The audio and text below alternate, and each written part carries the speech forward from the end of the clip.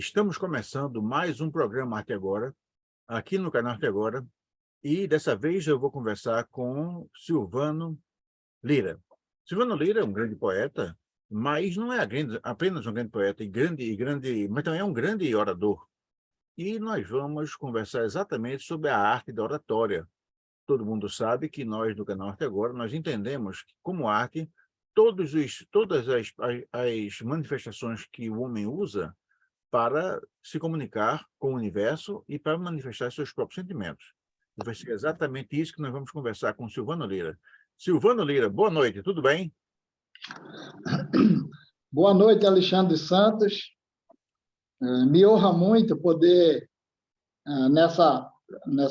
nesse espaço, né, de comunicação, no canal Arte Agora, podemos trocar algumas ideias a respeito da oratória. Eu quero, antes de qualquer coisa, Silvano, lembrar aos nossos internautas, que do ponto de vista do canal Arte Agora, arte são todas as formas que o homem usa para descrever o universo e seus sentimentos. Então, por exemplo, aqueles que descrevem o universo através das letras fazem literatura.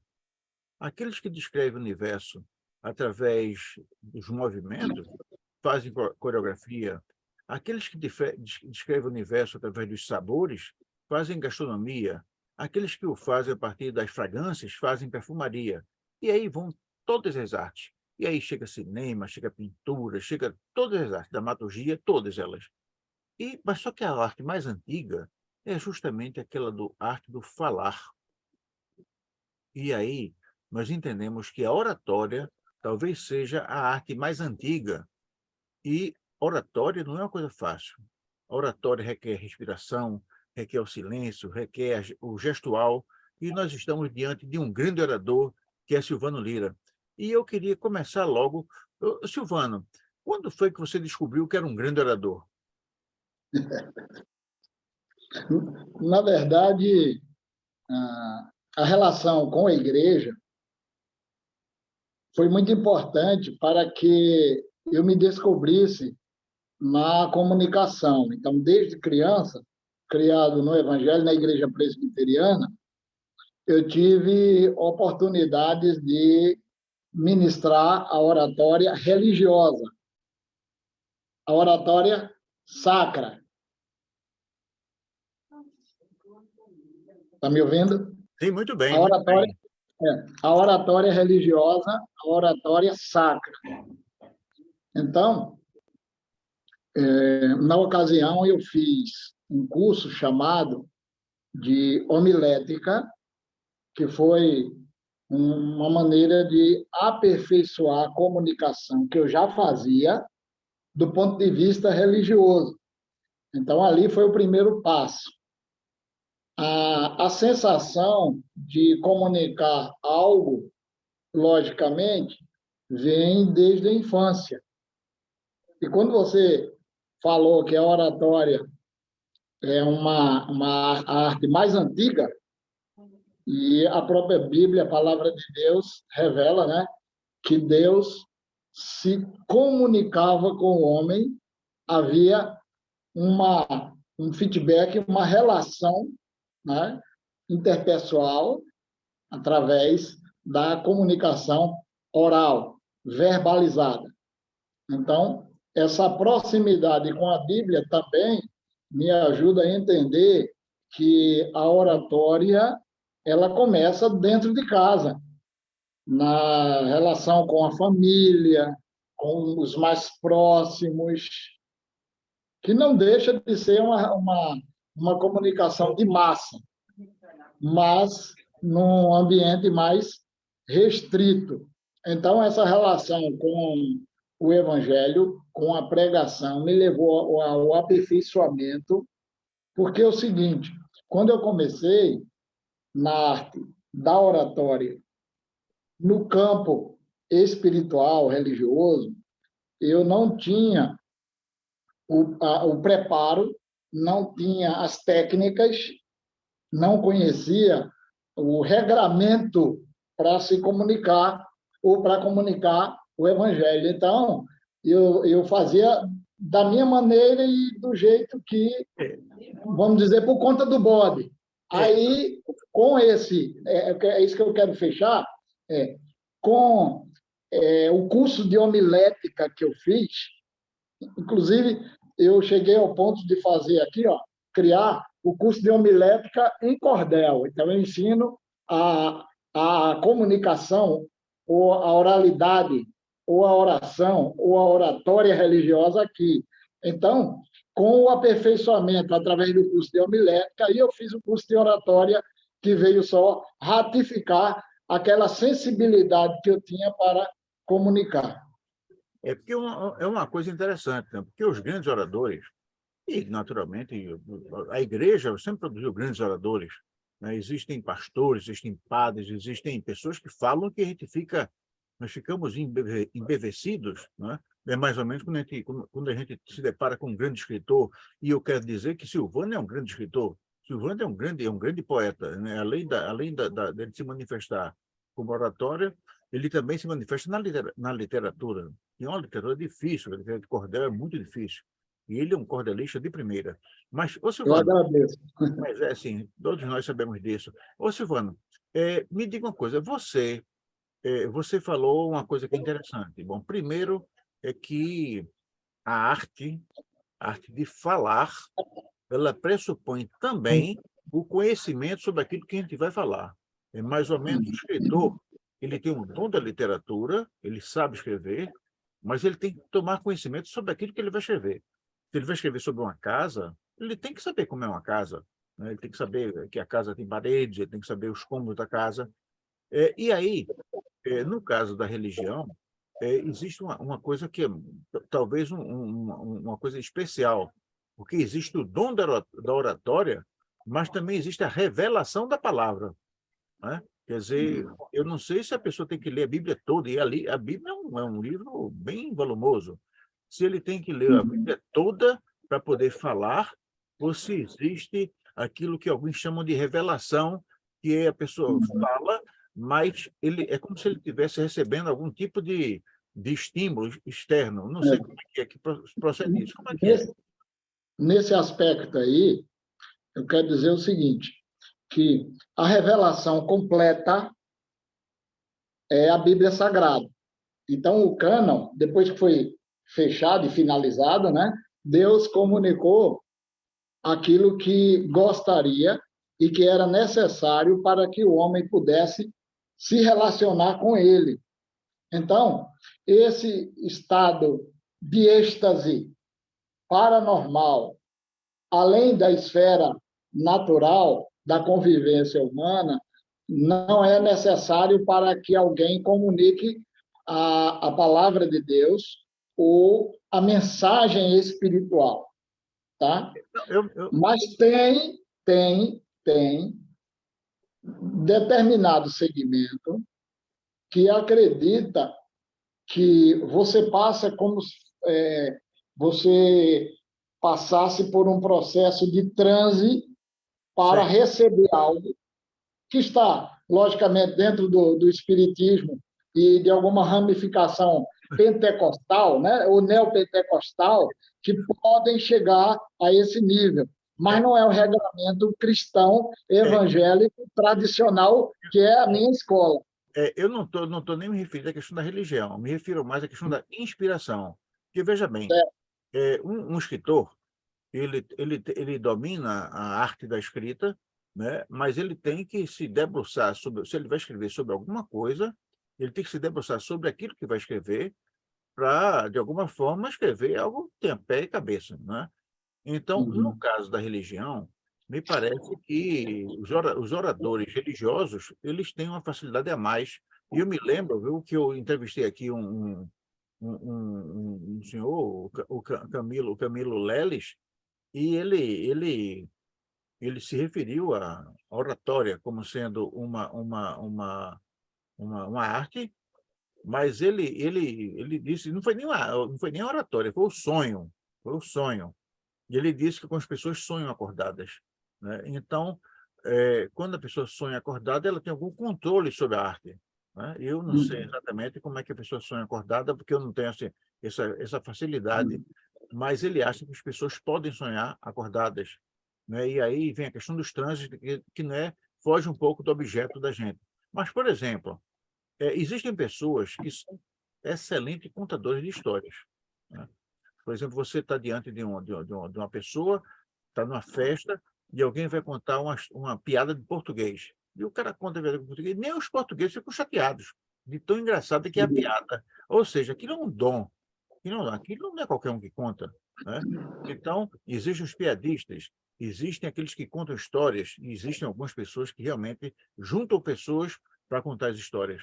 Eu acho, inclusive, eu posso estar enganado, que o próprio Jesus Cristo foi um grande contador de histórias, no bom sentido, porque a Bíblia se refere a um episódio em que ele está falando, não sei, eu acho que talvez no templo, e os sábios se juntam no seu entorno para ouvir o que Jesus está falando. Ou seja, ele está dizendo coisas que as pessoas querem ouvir de uma forma inteligente, porque se não for inteligente, ninguém fica para ouvir. Não sei se você, que entende mais desse aspecto do que eu, se lembra dessa passagem. Acho que está na Bíblia. Com relação à comunicação de Cristo, ele usou de parábolas, de figuras do dia a dia, do cotidiano, para alavancar a mensagem, algo que ele queria comunicar. Então, isso aí ele é um exemplo para aqueles que querem falar em público, o exemplo de Jesus Cristo. Em várias circunstâncias, né? Mesmo quando tentaram contra a sua própria vida, ele conseguia, através da verbalização, desfazer o intento do coração daqueles que falsamente estavam ao seu redor, e ele tinha êxito porque ele era um excelente comunicador, aliás, o comunicador por excelência, né? Jesus Cristo assim o era. Então, a questão da êxtase, né? Daquilo que eu coloquei anteriormente, eu acredito o seguinte, que emoção, né, mais informação é igual a comunicação. Então, essa é a equação correta, né? Então, você, que é isso que você quis saber com relação ao conhecimento da fala. Uhum. Alguém pode falar do que não conhece? Não deve. Se você não domina algo que você se propõe a comunicar, a ministrar, a divulgar, e tentar convencer outros de algo que você não domina e não conhece, o fracasso certamente virá. Não há possibilidade de êxito, porque a comunicação ela vai ser fragmentada, vai ser uma comunicação fajuta, sem embasamento. Então, na verdade, a comunicação, a, a oratória, ela é uma arte por excelência, onde Deus é aquele que iniciou tudo e que capacitou a cada um de nós numa condição muito especial. Foi um dos atributos comunicáveis de Deus para nós, tá? Que ele permitiu que nós pudéssemos ter sensibilidade, ter o intelecto, o emotivo, o volitivo, que são aspectos da sensibilidade do ser humano e que ajuda muito na linha argumentativa, no desenvolvimento da fala, nos sentimentos, nos sintomas da alma. Então, são muito importantes. Então, a gente fala em público a cada instante, a partir do momento que a gente se acorda, conversa com a família dentro de casa, no trabalho, na igreja, com os vizinhos. Então, é muito importante saber que essa relação ela precisa melhorar cada dia. Então, a comunicação verbal ela precisa de um aprimoramento e de uma sensibilidade intelectual para que as colocações produzam resultados benéficos e que leve o orador, o comunicador, aquele que se expressa, a ser compreendido por outro. Pode falar. Perfeito. Silvano, você falou uma coisa que é mais ou menos um segredo, né? Quer dizer, a comunicação é uma coisa que é uma espécie assim de uma conjunção da emoção com o conhecimento. Quer dizer, então você consegue dar uma... Quando o orador, o comunicador, chega diante do público, ele, sei lá, vai falar para 200 pessoas, 300 pessoas, e existe algum sentimento? Como é que é aquele negócio, aquele friozinho na barriga? Como é que já chega falando? Como é que é? Eu queria saber o sentimento, a sensação do orador diante de um público grande que eventualmente ele não conheça ainda, alguma coisa.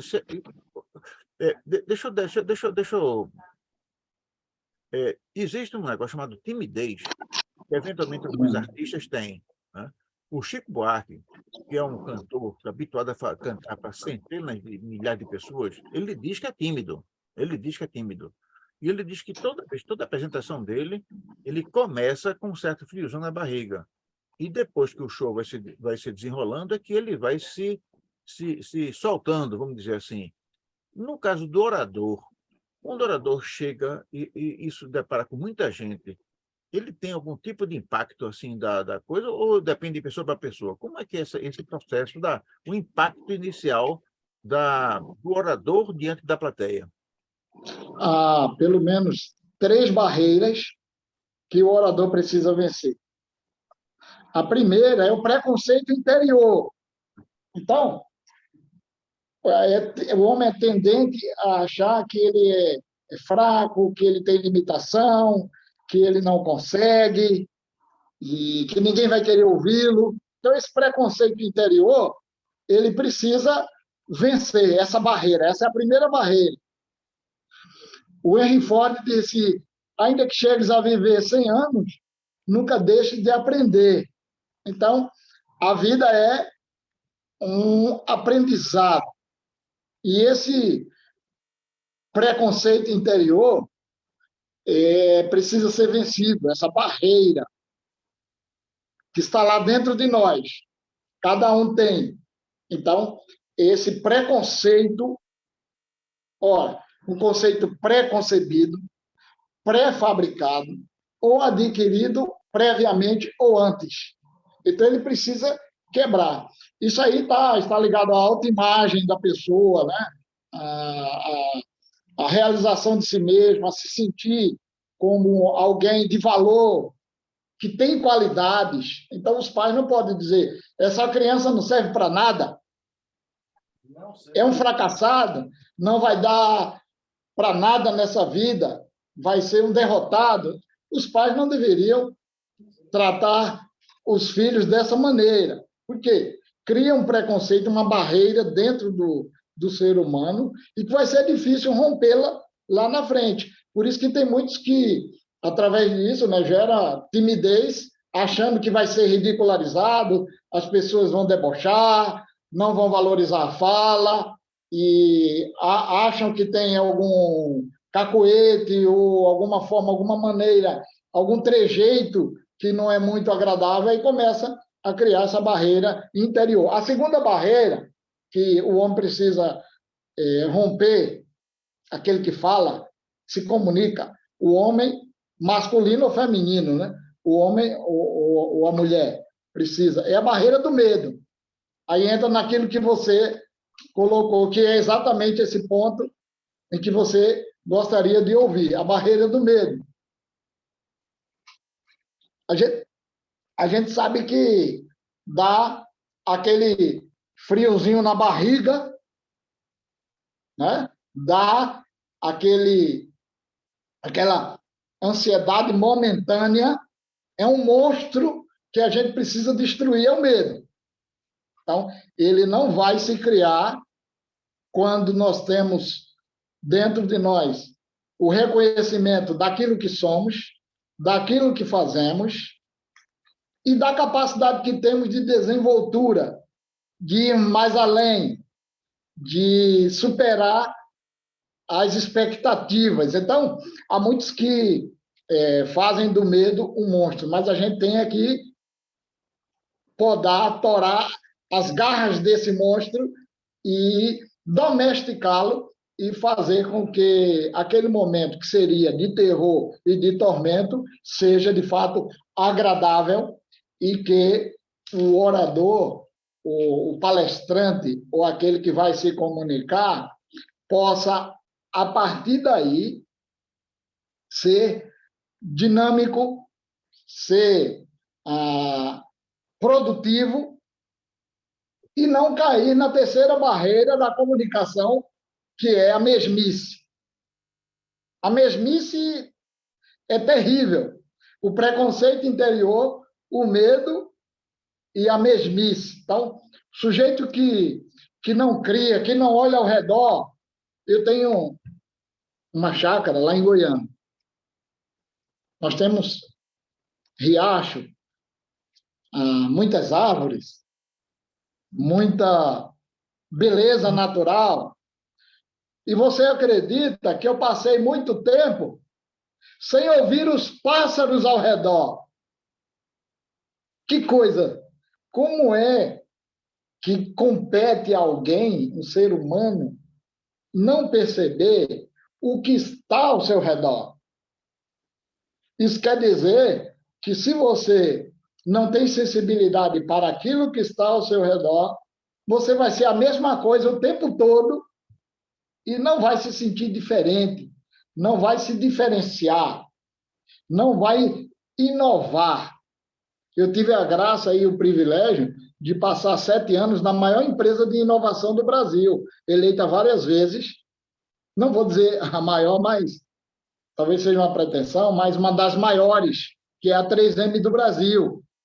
É uma multinacional, né, que está em 60 países.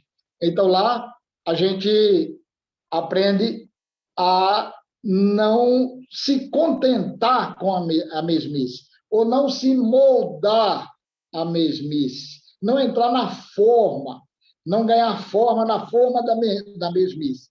Então,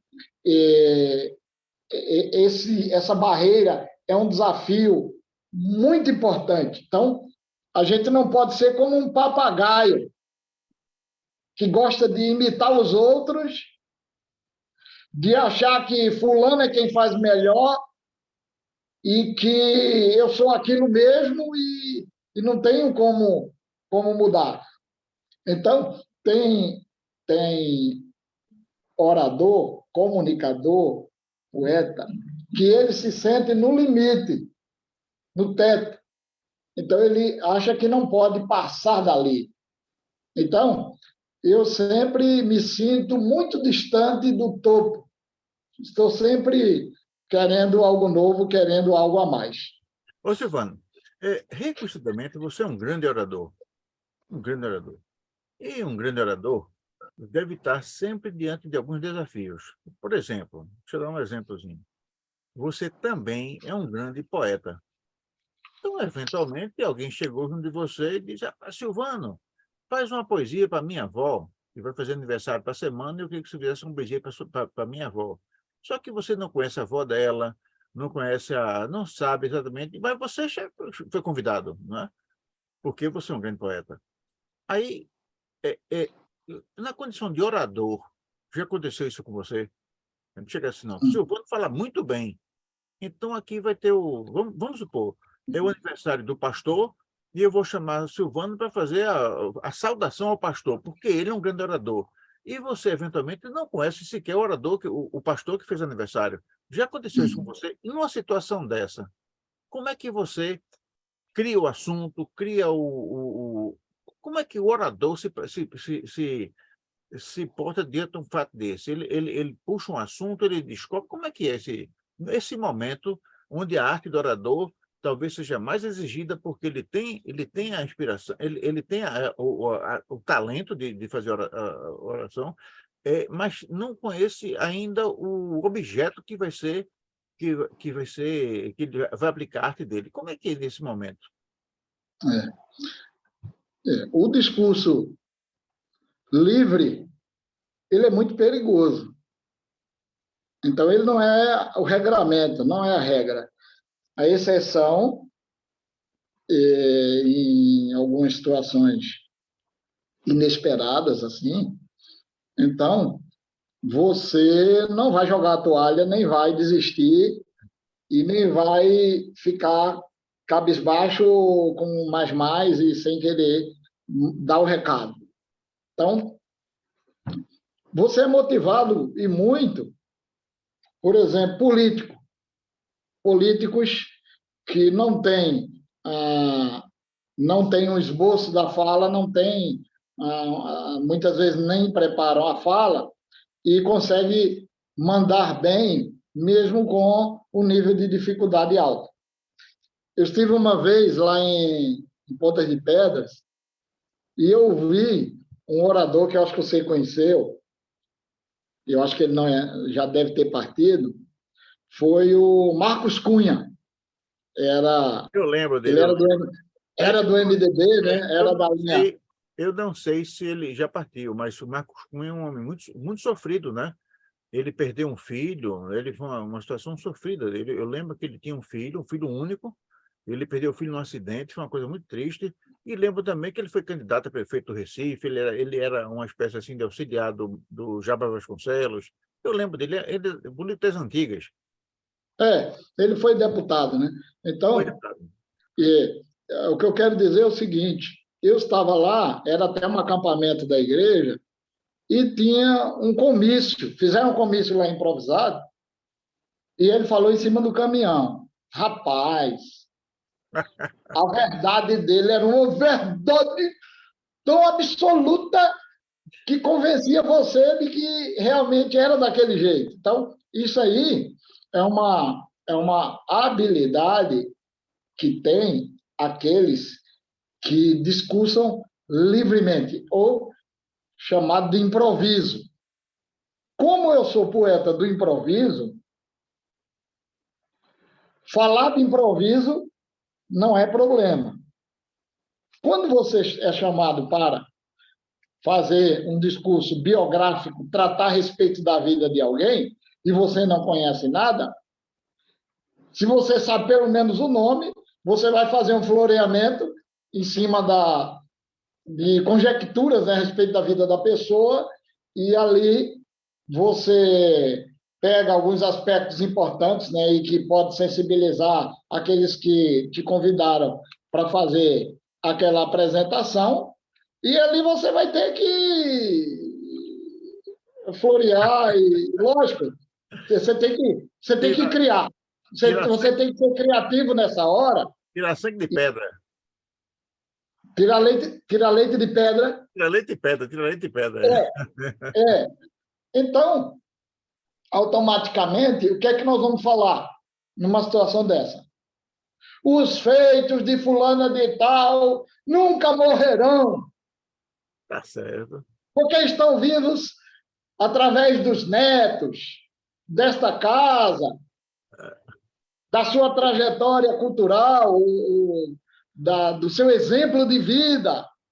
Aí o cara, eu tenho que pegar algum gancho do que tem na minha frente, no ambiente, ou que está mais próximo de mim, para que eu possa alavancar a fala e ter segurança, pelo menos, daquilo que eu quero enfatizar ou abordar, usando como linha de argumentação, para que a fala não seja tão fragilizada e tão na superfície, que tem um pouquinho de profundidade. Perfeito. Ô, Silvano, isso, eu ouvi você, é espetacular. Me diga uma coisa, e aí, é, quando é que o orador percebe que tem que começar a parar? Existe alguma coisa no olhar da assistência? Existe alguma, ou ele deve, não, eu vim aqui falar, eu vou falar até o fim, eu não tenho, comigo não tem esse negócio, eu não abro nem para o trem. Ou existe algum momento em que ele, rapaz, é melhor começar a me despedir aqui, porque existem oradores, né, que ficam repetindo, repetindo, repetindo, não param, né? E as pessoas, né, já não têm o que dizer. Como é que é esse processo, o Silvano? Tem hora do cara dizer: rapaz, eu vou parar por aqui, porque eu já dei o que dá. Que se te chamam para falar 30 minutos, você vai falar 20. Você já se educa a usar um tempo menor que aquele que foi proposto. Por quê? Porque o convidado quer que você chegue no máximo a 25 minutos. Então, você vai usar 20 e o seu limite é 25 minutos. Você não pode ultrapassar dos 30. Então, veja, Se você estruturou a sua fala para utilizar os 20 minutos e você conseguiu, em menos tempo, dar o seu recado, mandar bem na fala, comunicar bem, não tem necessidade de ficar espichando, prolongando, matando o tempo, querendo ocupar aquele espaço, né?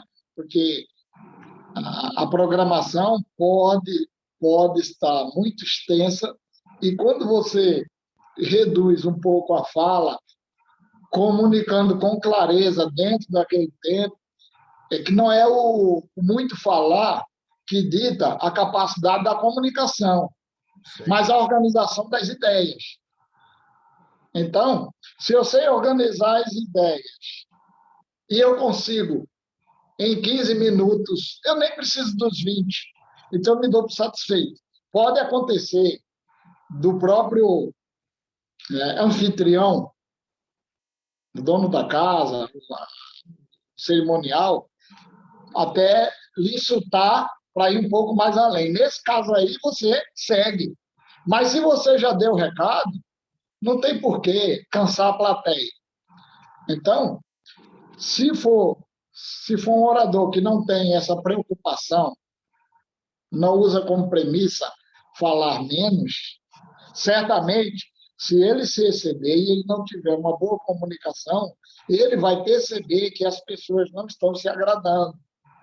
Por quê? Elas vão começar a conversar umas com as outras, começa a sair do auditório, a inquietação é muito grande, e aí é um alerta. A luz acendeu e o orador ele precisa reverter.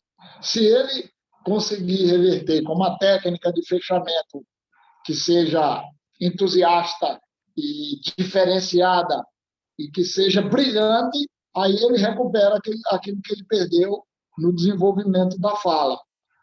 Sim, eu quero aproveitar e dizer que eu não sou esse que você colocou, não. Eu ouvi, mas não ouvi concordando, não, entendeu? Porque a cada dia a gente precisa crescer, Não, é porque precisamos avançar, né? Inclusive, eu tenho uma formação que é voltada para leigos, então isso é muito importante para a sua audiência saber que nós estamos, a audiência, né, aqueles que estão nos assistindo ou irão assistir posteriormente, nós estamos tratando aqui com uma pessoa que é leiga, em certo sentido, não tem uma formação acadêmica automaticamente. Na igreja presbiteriana, quem não é pastor é leigo. Então, a minha fala é voltada para pessoas simples e leigas que queiram aprender um pouquinho mais dessa arte. Não, veja bem, eu fiz essas perguntas assim, porque, como eu falei, a oratória é a primeira das artes. Ninguém pense que é outra coisa, não. O homem ele podia até urrar, mas quem urrava mais alto se impunha, quem fazia enfim, falar é uma coisa muito importante, né? Uns falam com mais talento, outros falam com menos talento. Se você que está em casa duvida, observe no seu entorno, entre os seus amigos, entre os seus parceiros, entre os seus vizinhos, entre os seus colegas de trabalho, se não tem alguns que falam com maior clareza. Falar mais difícil, não, é falar e juntar as pessoas. Mas, Silvano, eu já ouvi grandes oradores. Eu lembro que era um grande orador. Era um cara chamado Fernando Lira. Fernando Lira foi político de São Paulo. É meu parente. Né, seu parente. Mas, rapaz, Fernando Lira era impressionante, Não, né? distante deve ser, né? Distante deve ser, né? Que eu Deve sou ser, Lira. deve ser, pois é. Rapaz, ele começava a falar, tá certo? Ele falava alto, né? O discurso dele, a voz, tinha um vozeirão, tá certo? Mas no final, rapaz, se você fazia assim, não ficava nada. Ele prendia a atenção da gente somente com aquele vozeirão assim e tal. E aí, como você disse, certo? Se ele queria prender a atenção das pessoas, ele conseguia, mas ele não deixava a mensagem. Ele não dava mensagem, não lembro da mensagem. Ele dizia: a democracia é não sei o quê. Tudo bem, mas ele dizia isso de diversas formas. com um vozeirão enorme. Ele é tio da atual governadora, eu acho. Eu acho que o Fernando Lira era irmão do... É, Né? é, Né? Foi um grande é. orador. Talvez o maior, eu já vi grandes oradores. Tinha um tal de Paulo Brossardi, que era um senador também do MDB. Tinha o Java Passarinho, foi um grande orador. E, enfim, grandes oradores. E cada um tinha o seu estilo. Cada um tinha o seu estilo. O Roberto Requião é um grande orador. O Silvano Lira é um grande orador. E cada um no seu, vamos dizer assim, cada um com o seu estilo, cada um com o seu público. Mas aí Cada um no seu quadrado. cada um no seu quadrado, pois é. E eu aprendendo com todos. Silvano, já aconteceu de você ser convidado a falar numa situação que você preferia não ter falado, não ser convidado? Por exemplo, a morte de alguém. Você foi convidado para falar a oração fúnebre e você achou que talvez fosse melhor não ter feito? Já aconteceu alguma coisa assim com você, com a situação dessa natureza? Tem momentos que é muito difícil quando envolve a sensibilidade da alma. A minha mãe partiu e eu falei, né? Falei, e muitas situações de velórios eu falo. Interessante é que, às vezes, a comoção é tão grande que você percebe que ninguém está lhe ouvindo. Então, talvez fosse melhor nem ter falado. Isso aí já aconteceu, ou seja, houve uma tragédia muito chocante e tal. Aí você vai falar. Mas você percebe que há aquele alvoroço, aquela choradeira, aquela coisa, e a sua fala, o aproveitamento é muito pouco. Então, talvez seja muito importante, num momento assim, a gente falar também um pouco e pegar um gancho, uma divisão da fala, né? Um aspecto da fala, e ali emplacar algo, deixar a mensagem e pronto. Mas é bem provável que durante a minha existência isso tenha acontecido. Não assim, não foi algo, não tem sido gritante, porque eu não guardo na memória alguma coisa ruim que aconteceu. Mas, por exemplo, no caso de você pregar a palavra, né? Pregar a palavra. Então, quando você prega a palavra e você tem a resposta da comunicação instantaneamente, aquilo faz com que você se sinta feliz. Não você, porque você é o maior orador, mas porque você tem uma missão que Deus confiou e que você cumpriu. Então, você vai no funeral onde drasticamente o quadro é terrível e você precisa ter essa sensibilidade. Então, há situações e momentos na vida em que a gente sente prazer. Eu sou Gideão Internacional, eu sou de uma organização, isso aqui, ó, aproveitando. Sim, sim, sim. Faça a propaganda. Eu já vi em alguns hotéis, né? Em alguns hotéis É, existe, pronto.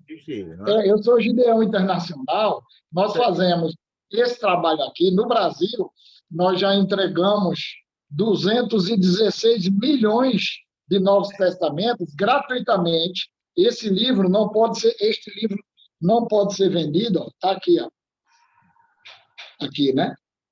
Tô vendo, tô vendo.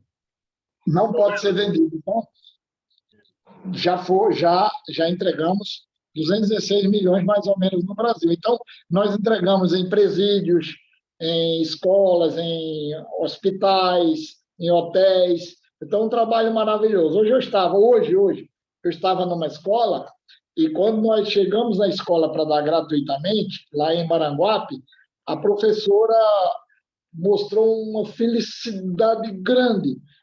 Então, naquela comunicação, você se sente regozijado, feliz, agradecido a Deus por ter feito uma obra Pois é. maravilhosa. Aí eu queria perguntar, que você aproveita esse embalo e diz assim, qual foi, das diversas orações que você proferiu, qual foi aquela, existe alguma que tenha sido assim inesquecível pela reação do público, pelo tema que você abordou, pela ocasião? Teve assim alguma que você, rapaz, essa daqui foi ótima? Existe, ou todas são parecidas? É feito porque é o seguinte, se pergunta isso para um escritor, né? Qual o livro que você mais gostou? Ele vai dizer, eu gostei de todos, mas lá no fundo tem um que a gente gosta mais, né? Das Uhum. suas diversas peças oratórias, existe alguma que você tenha, assim, tenha gostado mais, tenha ficado mais marcada na sua mente? É como eu uso muito a oratória espiritual, né? A oratória cristã, a Sim. homilética, né? A pregação da palavra. Então, essa é uma comunicação que é marcante todo o tempo, tá? E quando você... Porque você, quando vai subir numa tribuna, no púlpito, num ambiente de igreja, ou você hoje comunica na igreja e comunica na internet, como nós estamos comunicando aqui, né? Sim. Normalmente são transmitidos. Então, há uma expansão do auditório, né? Pelo mundo inteiro. Então, quando você vai fazer esse trabalho, tem um cunho espiritual de uma realização que torna você muito realizado. Então, para gente, a realização maior pode ser com feedback após o culto, ou quando alguém comunica para você algo que ela gostou. Para ser sincero, eu já terminei a fala achando que não foi aquilo que eu gostaria, que não foi o esperado. Só que eu fui surpreendido algumas vezes em que eu achei que o nível foi baixo e as pessoas entenderam melhor que em outros momentos em que eu achei que me destaquei mais. Então, assim é a fala. Assim é a fala. Então, você faz uma imagem do que você fez por aquilo que você produziu, mas é um mistério. Aí alguém chega e diz: hoje você foi demais. E eu, com meus botões, achando que não fui aquilo que eu gostaria. Entendeu como é? E tem Sim, hora que você acha que você foi. Quando a gente diz assim, o máximo, não é a exaltação de si, sim, sim, sim, mas sim. eu digo no Seguiu bem. desenvolvimento do conteúdo, né? Inspirativo, mas nesse aspecto aí. Aí você acha. Mas a resposta é menor. Então, são mistérios, são segredos, e como eu já tenho muitas horas rodadas nesse ponto aí, eu não tenho, assim, eu não costumo, sabe, me desprender da fala para dar um destaque especial, já que quando eu subo ali, é algo tão especial, sabe, que é como se fosse o melhor momento da minha vida. É mais ou menos por aí. Sei. Ô, Silvano, bom, como você, um orador religioso, um orador, que prega a palavra de Deus, dificilmente você passou por uma situação dessa que eu vou me referir agora. E você é muito jovem. Antigamente, houve uma novela que era, eu acho que o Bem Amado. E no Bem Amado, o Bem Amado tinha o Odorico Paraguaçu, que era um prefeito, É, né? E era uma novela espetacular, muito divertida, muito agradável. E lá, lá no Odorico da novela, havia um personagem, que eu não lembro exatamente o nome do personagem, mas que bebia muito, né?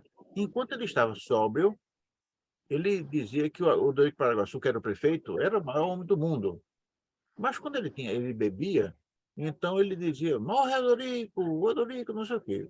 Então, eu contei essa história da novela para dizer que, eventualmente, nos comícios, que é um ambiente diferente desse que o Silvano participa, normalmente aparece um bêbado. E o bêbado, ele parece que ele se sente bem em fustigar o orador. E fustigar o orador, eu não sei o quê. E eu não fico, eu fico imaginando qual é a reação do orador. O orador ele finge que não está ouvindo, ou ele. Como é que. E você nunca deve ter passado por isso, claro. Mas. Não, já, Ah, já? já, já, já. Já porque eu já preguei ao ar livre muito, né, que eu gosto de pregar ao ar livre em ambiente aberto, Sim. fora das quatro paredes, né, fora da igreja. Então, para mim, eu gosto. E a convivência com essas situações foram muitas, né? E normalmente a gente torce para que alguém, ou pede a Deus para que alguém chegue perto dele e desvie o foco da fala dele, porque realmente atrapalha. Mas, se houver necessidade de fazer uma convergência da atitude dele para a sua fala, pegar um gancho, certamente eu vou pegar. Eu fui talvez o único, talvez a única igreja no mundo em que o púlpito era do lado de fora, lá em Goiânia. Era um trabalho missionário e eu pregava de fora para dentro. Aí passavam as pessoas na rua e a minha ideia era tentar colocá-los para dentro. Sim. E ali passava bêbado, passava gente de todo tipo, né? Então, foi uma experiência assim muito boa. Por quê? Porque você tem que ter o domínio da fala e você tem que visualizar bem. Se você tiver algum discurso pronto, né? Um esqueleto, se você tiver um esboço preparado ali, você tem que pegar pontos principais, você coloca o dedo ali, você marca ele, e você comunica e volta, comunica e volta, comunica e volta. Então, são situações em que a gente cresce como orador, ou seja, o nível de dificuldade é grande. Tem um vídeo de um pregador que ele ministra sobre isso, e a mulher ficava atiçando ele na hora que ele falava, tirava a roupa, não sei o quê. Quer dizer, é para testar a capacidade de superação do orador. Então, há momentos em que o orador ele precisa ter esse autocontrole e esse equilíbrio. Agora, qual é a possibilidade que há numa situação assim? É de você perder a direção em que você estava tomando. É por isso que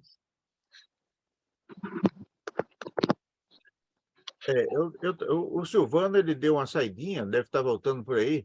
Voltou, voltou. Não, ainda não, mas está chegando. Pronto, está ele aí. Deixa eu ver aqui, porque eu preciso ver se é o celular. Não, continua, não tem problema. Não foi. Não, vou botar ele para carregar, senão eu Ah, sim, vou. sei. Então, enquanto você Não, coloca. sabe o que aconteceu? Ah, É questão de comunicação. sei. Eu peguei o meu notebook, Sim, que tem entrada de rede, aí eu sei. coloquei aqui. Os meus netos foram para lá, Aham. aí o menino tirou o meu notebook sem eu ver. Quando eu cheguei aqui, eu estou aqui no meu Sei, escritório, estúdio aqui, é tudo, né? sei. Aham. A Aí, criançada é muito sapeca. É. É uma sim. coisa boa, é uma coisa boa. Então, Aí sim, você está você, contando que o. você perdeu o desenvolvimento da fala. É, É muito fácil quando você é interrompido, quando tem alguma anomalia, alguma situação nova, entendeu? Então,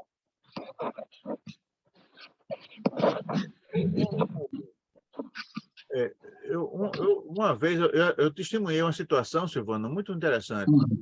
Havia em Olinda uma, um, estamos em Olinda aqui, né? eu sei, era para gente sua casa aí. Então havia lá em Olinda um encontro que era às quartas-feiras. Eu acho que o nome era Quarta-feira Poética, eu acho que o nome era esse. Então, havia apresentação de grandes poetas. E eu lembro de um episódio em que a Silvana Menezes, grande poeta, grande poeta, a Silvana Menezes estava declamando. E ela estava num palco declamando, e ela declama com uma beleza, uma presença de palco muito bonita. E eu sei que não era um bêbado, era um amigo dela, outro grande poeta chamado Lara. E o Lara começou a brincar com ela, né? Bonita, gostosa, aquele negócio todo, né? E Silvana não se abalava. Silvana, do jeito que estava, recitando, continuava. E o Lara continuava a brincar com ela, tentando desviar a atenção dela. E lá pelas tantas, Silvana, que era é uma grande atriz, né? Ela declama com muita dramaticidade, ela começou a fazer gesticular e dar uma pausa maior entre as estrofes. Lá pelas tantas, ela fez um gesto largo e, sem que as pessoas percebessem, eu percebi que eu estava perto. Ele olhou para baixo e, fora do microfone, ela fez: Lara, dá um tempo. Olha, rapaz, e ela voltou depois, Silvano, e continuou a recitar como se não tivesse acontecido nada. Ou seja, e olha que era um poema, ela podia ter perdido o ritmo, podia ter perdido, inclusive, a, A sequência. a, a sequência, mas não perdeu, não. Ela fez: Lara, dá um tempo. Mas continuou.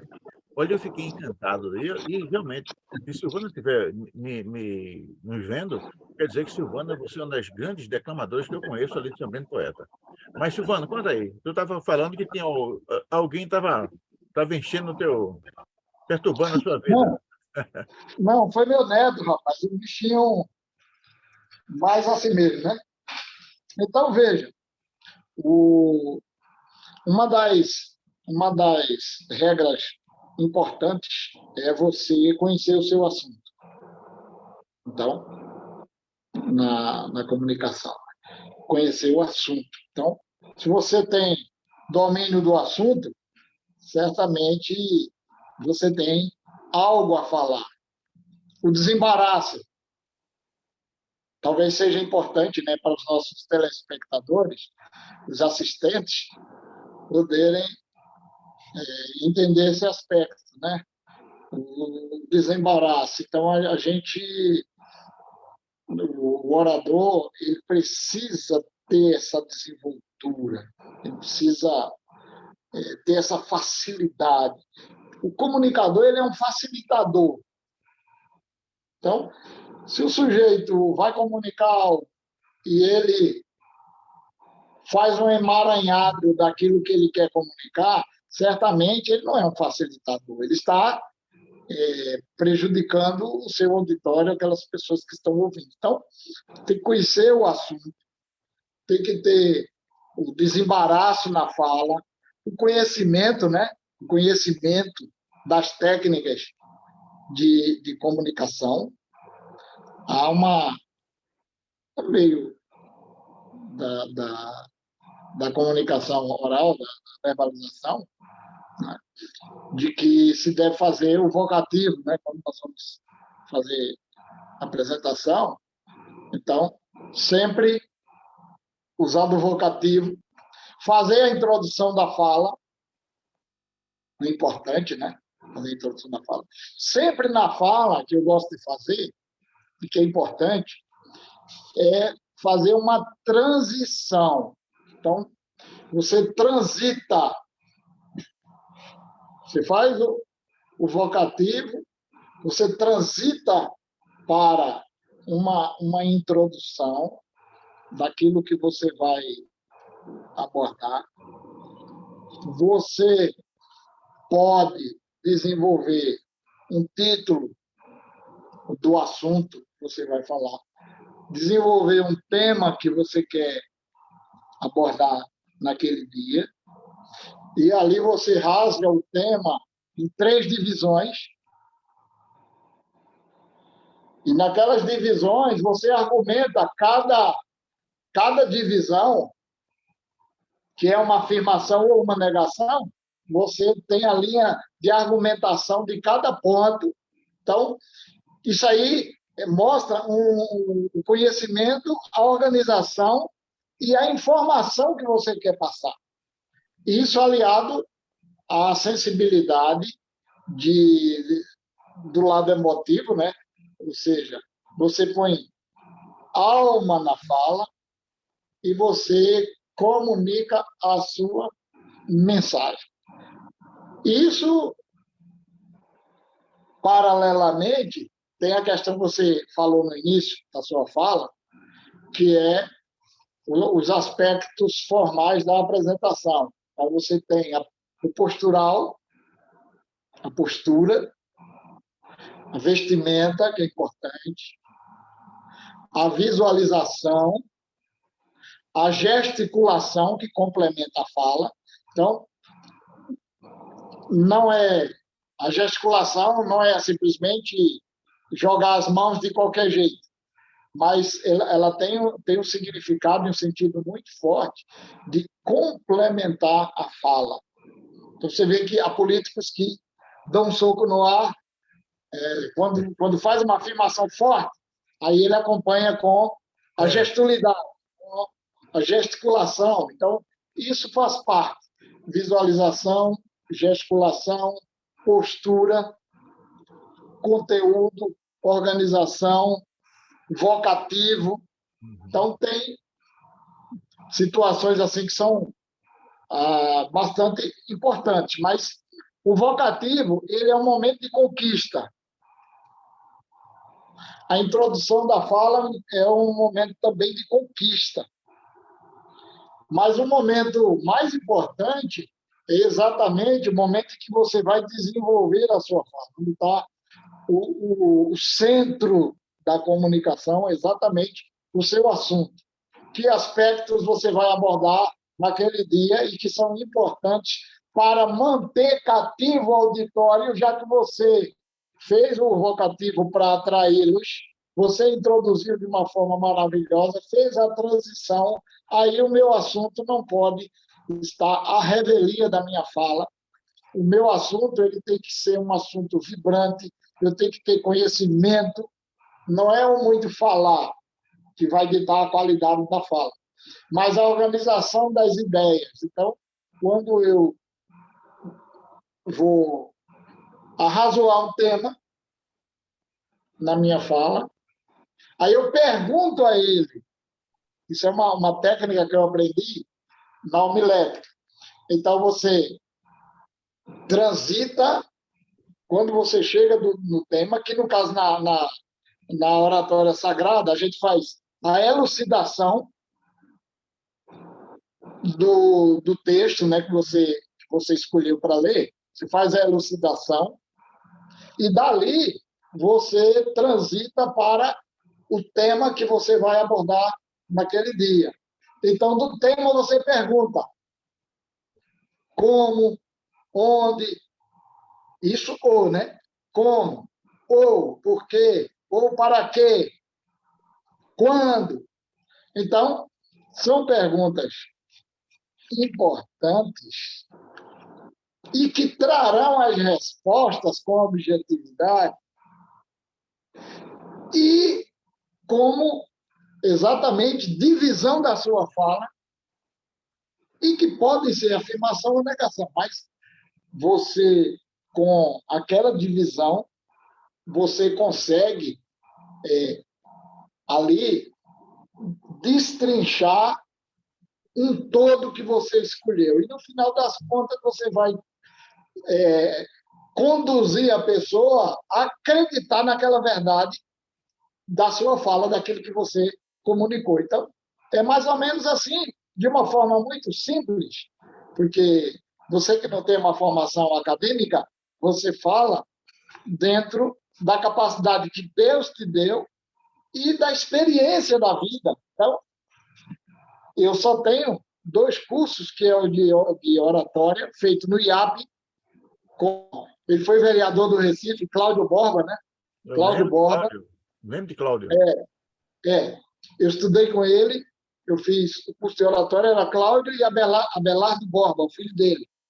Não. Então, para mim, foi muito importante, e eu queria só aproveitar e fazer jus a... Deixa eu fazer somente... Eu vou fazer uma pergunta a você, E você aproveita e já faz essa referência.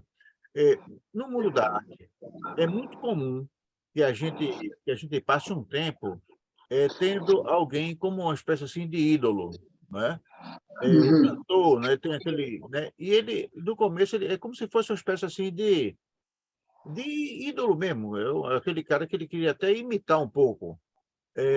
Dos diversos oradores que você conhece, que você conheceu, que você ouviu falar, existe algum que você, durante algum tempo, imitou ou tentou fazer o que ele fez, ou tentou fazer o que ele faz, ou, enfim, o teve como inspiração, como modelo? Eu, de fato, nunca quis imitar ninguém, de mim mesmo. Agora, a experiência que esses oradores, ou que alguém que se comunica, jornalistas, ou professores, ou oradores políticos, então você vai se familiarizando com a fala. Então, de repente, você percebe algo que aquele orador comunicou e que fragilizou a fala dele, você não vai repetir. Perfeito. Porque você querer imitar, sabe? Querer encarnar um personagem que não é seu é muito ruim, é muito danoso. Aí eu quero aproveitar e falar sobre Cláudio Borba pelo seguinte: quando eu cheguei lá na sala, no primeiro dia, aí um aluno faz a apresentação do outro. E o colega disse que eu era evangélico e que estava ali para aprender mais e aperfeiçoar. Aí Cláudio Borba, na frente de todos os alunos, que ele não deveria ter feito, ele disse: esse aqui vai ser o melhor aluno da sala.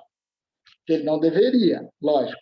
Mas ele disse. Aí a responsabilidade minha foi muito grande, porque ele fez aquela colocação. Só que, na minha fala, eu disse que o reverendo Valmir, que havia partido, né, eu tinha muito respeito por ele, reverendo Valmir Soares, que era diretor do Colégio Agnes, Sim. presbiteriano, Colégio Presbiteriano Agnes Esquines, ali nas Graças, né, muito conhecido, o Colégio Agnes, e era pastor da igreja presbiteriana ali no Varadouro, em Olinda, reverendo Valmir Soares. E ele conhecia Valmir. E eu disse: o reverendo Valmir me ensinou, me preparou na oratória religiosa, na oratória sagrada. Aí, beleza, ele gostou e tal. Só que aí, eu sou muito curioso, aí eu comecei a fazer umas perguntas a ele. Sei. Quando eu fiz, aí chegou um momento que ele disse: esse seu professor não lhe ensinou isso, não? Ele, né? Aí eu disse comigo mesmo, né? Eu vou pegá-lo. Aí ele pediu para fazer uma homenagem no dia seguinte. Foi. Ele pediu para eu fazer uma homenagem. Cada um ia fazer uma homenagem. Uma fez para um filho que morreu, ainda no ventre e tal. Aí cada um puxou, né? E eu fiz uma homenagem ao reverendo Valmir Soares. E eu disse assim, porque o Cláudio Borba, ele falou na sua apresentação que o Oswaldo Melantônio, que é o pai da oratória moderna no Brasil, né, atual, e foi quem organizou, né, deu forma ao curso de oratória no Brasil, foi ele.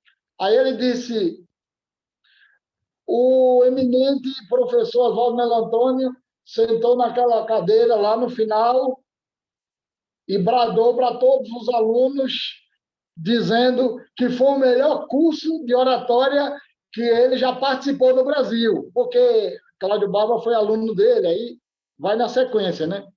Aí ele fez aquele, sabe? Aí eu disse: eu vou pegá-lo. Aí no dia seguinte eu fiz o discurso. Aí eu disse assim: se o reverendo Valmir Soares estivesse sentado hoje na mesma cadeira que sentou o eminente professor Oswaldo Melantônio, certamente ele estaria hoje aqui, radiante, feliz de alegria, exuberante, porque ele não pôde concluir, ele não pôde fazer algo a mais do que ele fez, mas entregou o bastão para uma pessoa de uma capacidade tão grande como esse Cláudio Borba. Aí eu fiz essa conexão, aí ele quase caiu da cadeira. Quase caiu da cadeira, porque ele estava em pé, né? Ele ficou eu fiz, mas eu fiz com emoção, entendeu? Eu fiz fazendo mesmo. Não assim como eu estou dizendo, mas com mais perfeição, inclusive, né? Imagino. Então, foi. Aí nós fizemos eu fiz o discurso e ele ficou, sabe, me chamou de monstro e não sei o quê, e parará.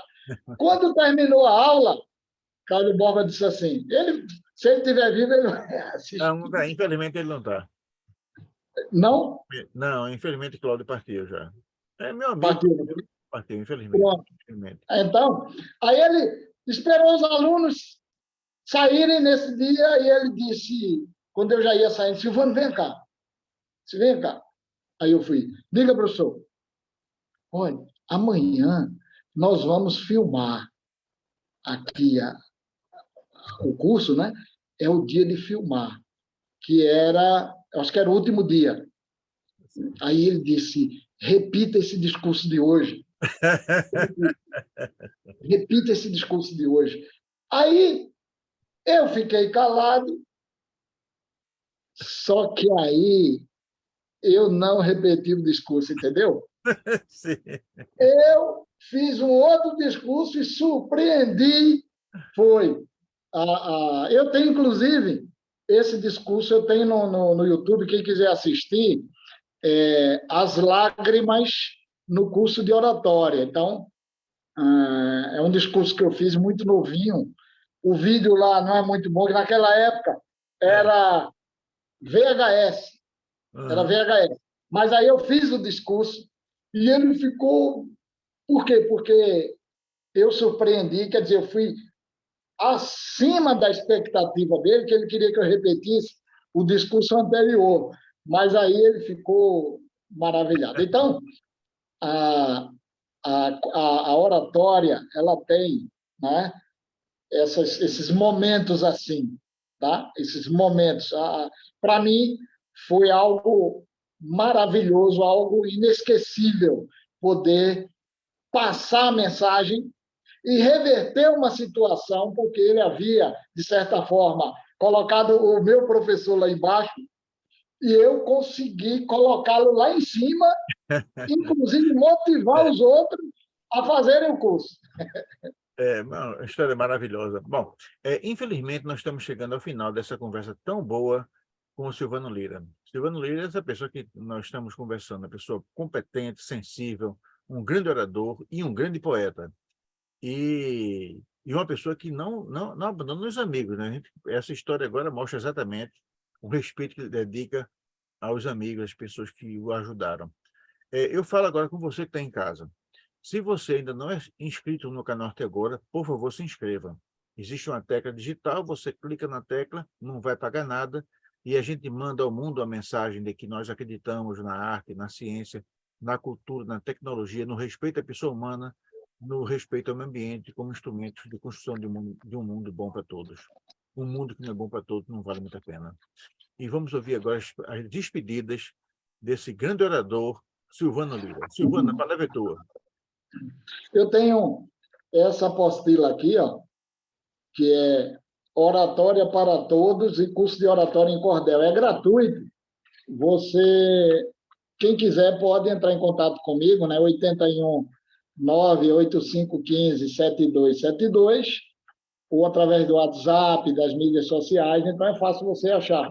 Então, esse aqui é Oratória para Todos e curso de oratória em cordel. Então, os dois estão nessa apostila. Eu quero agradecer, Alexandre, a oportunidade. Tá? Ainda bem que você não me apertou muito, né? Ainda bem que você não me apertou muito, né? Foi muito, muito bom, né? Muito, muito, muito sensível comigo.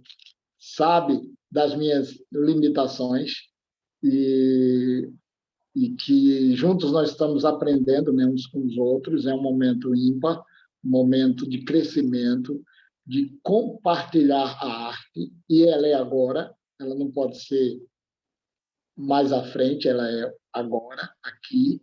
Nós tivemos esse privilégio, essa grande oportunidade de colocar um dos aspectos da arte, né? Então, a arte através da fala.